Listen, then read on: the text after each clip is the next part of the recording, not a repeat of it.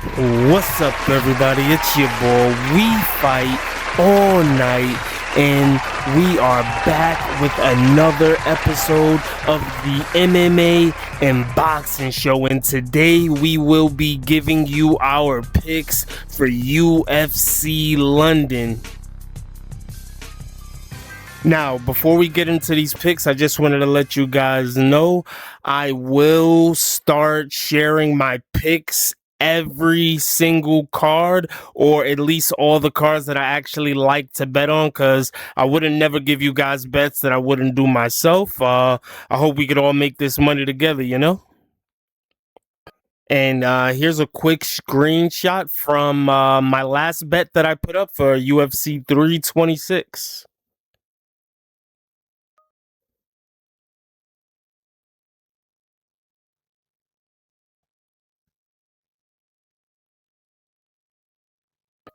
And as you know, what I like to say, skip the intro. Let's get straight to the info.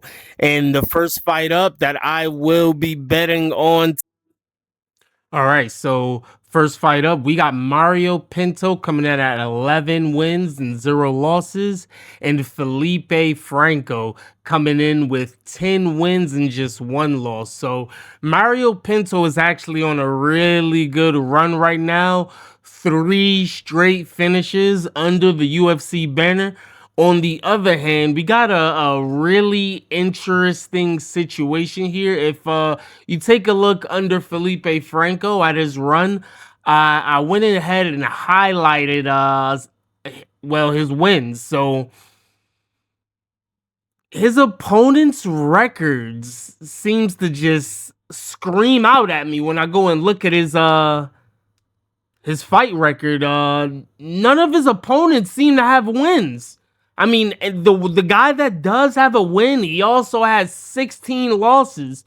This is not Photoshop. This is not a fake video. This guy made it to the UFC fighting this level of opposition, and I do not know how. I don't know how this happened. So as of now, Mario Pinto is a heavy favorite, coming in at minus 900. So there is really no money in betting on Mario Pinto outside of maybe added him onto a parlay for a sure shot victory. Felipe Franco, on the other hand, is a plus 600 underdog. What I'm actually waiting for are props to be released for this fight, which have not been released yet. I would like to bet the first round KO for Mario Pinto.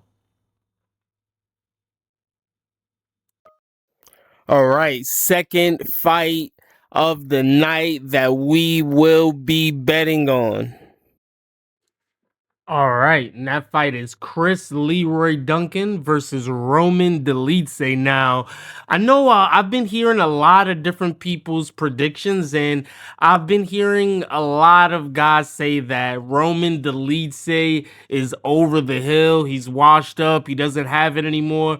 In my eyes, Roman Dolidze still has some quality wins. He's still putting on pretty decent performances. He may not be world championship level at this point in his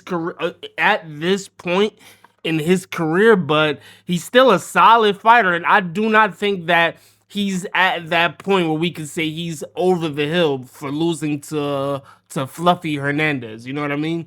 But with that being said, Chris Leroy Duncan is the younger and more fresher fighter.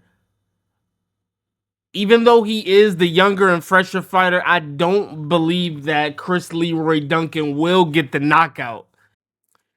I think this fight is live to go all 3 rounds, and I also think Roman Dolidze does have a really good chance at pulling this off. So we're just gonna bet this fight to go all 3 rounds at plus 100.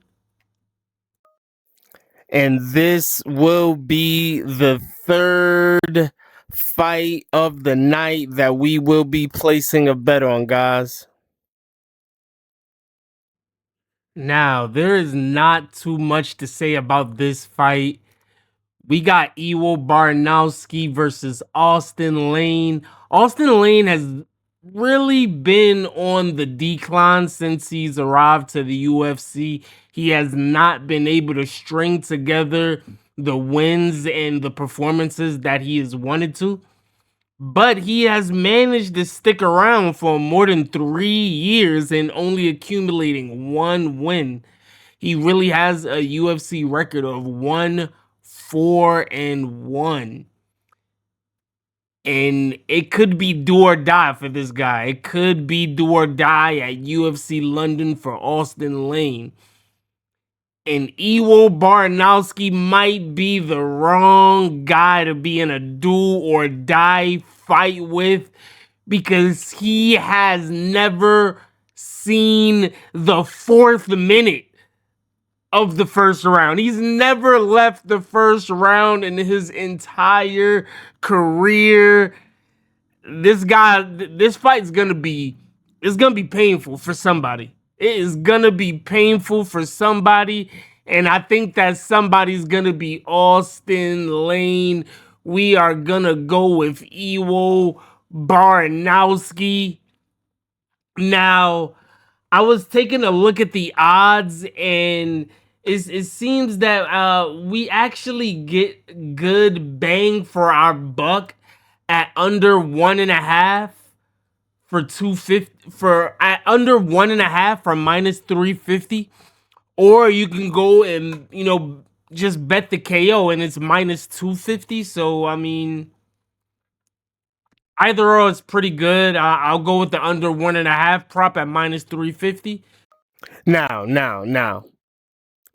let me just tell you one thing about this 4th fight that we're gonna place a bet on. So it is not the main event, and it is not the co-main event, but the most popular fighter on this card is gonna be in our 4th bet.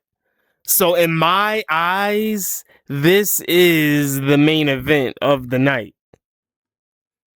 All right, so we've got Michael Venom Page, 24-3, going up against Sam the Future Patterson, coming in at 14-2. And this man is another fighter who has not ever left the first round in the UFC, though, in the UFC. But with that being said, we are going to go with Michael Venom Page by money line at -185. Now, I know Michael Venom Page has been seeming to get a lot of, I wouldn't call it hate, but I'd call it pushback from the fans. I know the fans want to see MVP get more knockouts in the UFC, which is what he's known for, but you got to look at the opposition that he's facing. These guys haven't been finished. He's facing top level opposition who has yet to be finished in the UFC. So, you really can't say. I mean, I know Jared Cannonier has been finished. Yeah. But come on, he's a really tough guy to finish, and he's also coming down from the heavyweight division. That's just a really big, tough guy. His skin is probably rough like metal. All right, well, Sam Patterson. I'm really not a fan of this matchup for Sam Patterson. I see one thing in particular, and it's Sam Patterson's tall, upright stance. Sam Patterson is a very tall, rangy, lanky fighter, but he also fights very tall, rangy, and lanky, and that can leave him wide open for leg kicks, wide open for head kicks, and we're talking about a dynamic striker by the name of Michael Venom Page. Now, even though we are able to point that out, Michael Venom Page and Sam Patterson have been training together for, I'd say, at least 3 of Michael Venom Page's UFC fights. He's been using Sam Patterson to get ready as a sparring partner for his matches. So these guys are actually very familiar with each other's styles, which is why we may not see the fight that we are expecting. I really do hope that we do see a Michael Venom Page knockout, as I do want Michael Venom Page to get a high caliber, high profile, popular card. I just want Michael Venom Page to get his just due. He's age 38. The time is ticking. Father Time is undefeated. And I would like to see Michael Venom Page perform on the highest stage. There's no reason why we have Michael Venom Page not headlining a card where Mozgar Evloev is headlining a card. All right. Mozgar Evloev also went to decision in every fight he's had in the UFC. So I don't want to hear, oh, Michael Venom Page isn't getting knockouts, he's boring. No, Michael Venom Page is one of the most electrifying fighters in the UFC. Now, I am on the edge as to whether Page is going to get the knockout or not. So I'm actually just going to bet Michael Page on a money line for minus 185. And that's our 4th fight on our parlay. And let's get on to the 5th bet of the night. All right, so Luke Riley coming in at 12-0, and Michael Aswell coming in at 11-3. And I'm gonna tell you guys right from the jump, this fight is not going to be close at all. Luke Riley will 100% get the KO. I know Michael Aswell has not been finished yet, but Luke Riley is way too dynamic of a striker for Michael Aswell. Granted, Michael Aswell does have a really good 1-2 punch, but he throws no volume after the 1-2. I do imagine Luke Riley to destroy Michael Aswell's legs via leg kicks and probably hit him with a big shot to the body and finish him with the ref peeling him off. I don't imagine it'll be like any one punch KO or anything, but Luke Riley will 100% dominate Michael Aswell. And the betting odds have Luke Riley at plus 225 for a KO, and I think that is very live to happen. That is our 5th bet of the night, guys. And last but not least, the main event of the evening. Let's get right on into it, boys. All right, the main event of the evening, Mavzar Evloev at 19-0, going up against Lerone, the Iceman Murphy, coming in at 17-0, which means somebody's O has to go. You already know. As good as I made that intro sound, I do not think the fight will even live up to that kind of hype or even be better than my intro at that. But let's get right into the fight. I'm going to go with Mavzar Evloev for one particular reason. If you take a look at Lerone Murphy's career, which he's had a really good career, I'm going to base this pick off of level of competition. Now, they do have one common opponent in Dan Ige, which they both took the decision. I do believe Movsar Evloev actually had an easier time against Dan Ige.